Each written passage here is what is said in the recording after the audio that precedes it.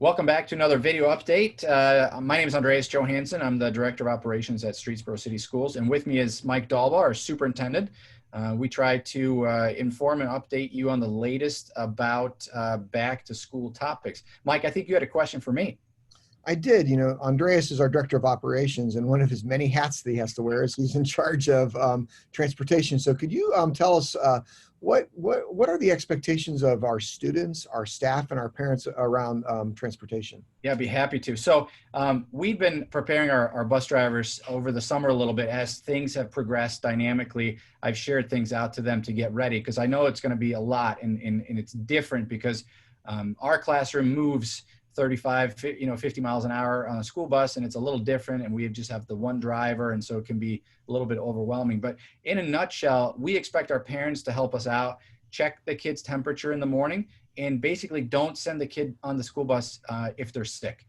And so take their temperature. If they have 100 or above, that's a good guide for you to maybe not send them to the bus. And then we obviously expect the kids to have a mask on. So our board policy indicates as of a couple weeks ago that everyone needs a mask that covers your mouth and nose at all times. And that includes the bus. So we don't treat the bus any different than we would a classroom or a hallway in a school. One of the things that we're going to do a little different is, we'll pick the students up at the street or at their house or wherever their designated stop is, and then we're going to seat them on the bus according to how we pick them up. So if Johnny and Susie are the first ones on the bus, we're going to ask them to go to the rear. And then the next kids come on and they'll sit right in front of those and so on. So we're going to load rear to front. Then when we are at a school building, we'll obviously exit the bus kind of front to rear. And so we're going to try to limit movement by a bunch of kids. Typically, we assign seats a little differently, but what we find on a tight school bus is that then they move up and down the aisle a little bit. And so we're going to try to limit that. So that'll be one major change that the kids will see. While they're on the bus, it's super crucial that they sit in their seat, kind of face forward, feet to the ground, hands to themselves. They will very likely be sitting with a seat partner. And so while it's totally okay to strike up a conversation, it's not okay to get physical. It's not okay to do pushing and shoving. It's not okay to get, kind of fighting on the bus. Sometimes we see that. And so we're going to try to avoid any and all of that. And the mask has to stay on.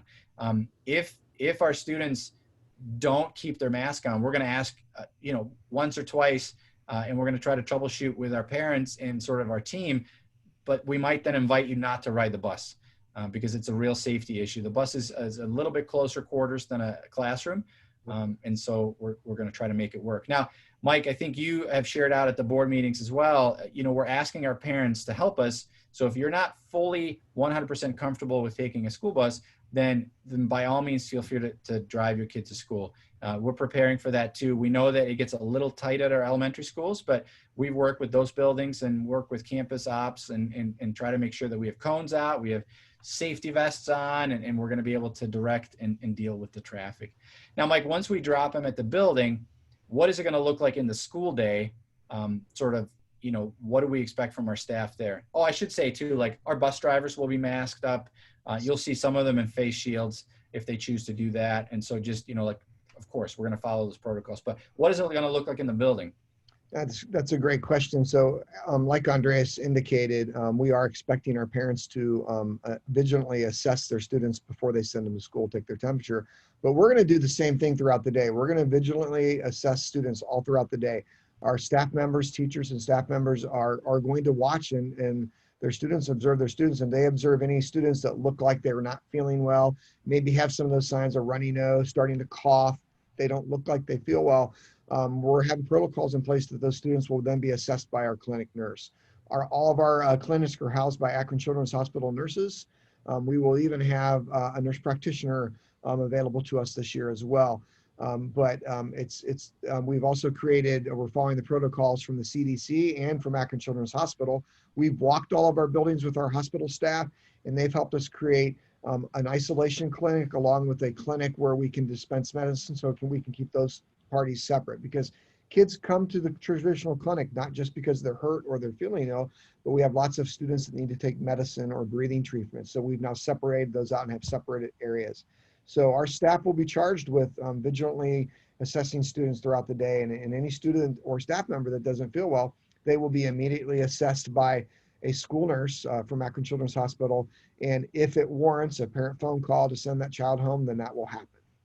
And then our goal would be to sort of, they got to stay in that clinic area until parents can come pick them up, or staff can sort of safely exit the premises. And then at the end of the day, Mike, loading buses for the kids that are going to ride buses home, we're going to do the reverse of what we do in the morning. So whoever's going to get on first is going to get on the bus last when we load. Now, we know that's going to get tricky. So we're working with our elementary schools, especially, to make sure that the classes and the sort of the bus loads are already lined up in the right order. So again, the kids that are last off are going to be first on in the afternoon. They're going to go to the back of the bus and so on. And then as the bus empties, you know, the kids will that'll empty towards the rear of the bus.